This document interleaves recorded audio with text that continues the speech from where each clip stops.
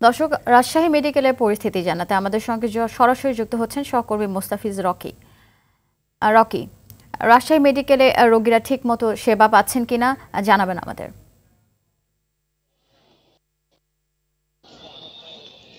আফসারা, গতকাল থেকে Rajshahi medical college হাসপাতালে যে চিকিৎসা সেবা কার্যক্রম সেটি রয়েছে। সকালে আমি রাজশাহী মেডিকেল কলেজে যে বহির্বিভাগ রয়েছে সেখানে কিন্তু দেখেছি যে প্রায় ৫,৫০০ রোগী তারা কিন্তু এরই মধ্যে সেই আউটডোর থেকে কিন্তু চিকিৎসা সেবা নিয়েছেন। এবং রাজশাহী মেডিকেল কলেজ হাসপাতাল কথা বলি, ইন্ডিয়ারও কিন্তু এখন পর্যন্ত আসলে চিকিৎসকরা যারা রয়েছেন বা পাশাপাশি নার্সরা যারা রয়েছেন তারা কিন্তু আসলে চিকিৎসা সেবা যাচ্ছেন। এবং কিছুক্ষণ আগেও আমি বেশ কয়েকটি ওয়ার্ড ঘুরে দেখেছি জানিয়েছেন।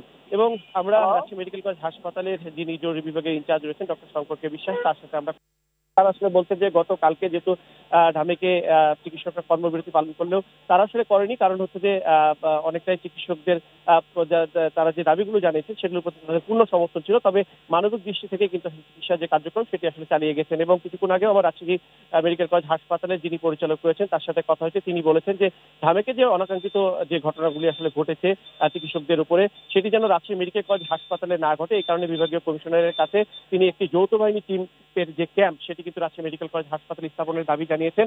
এবং সেটি কিন্তু হয়তোবা আজকে বা কালকে নাগাদ যৌথ বাহিনী একটি ক্যাম্প রাজশাহী মেডিকেল কলেজ হাসপাতালে স্থাপন করা হবে, যারা আসলে চিকিৎসকদের সুরক্ষায় কাজ করবে বলে এমনটি আসলে জানিয়েছে হাসপাতাল কর্তৃপক্ষ।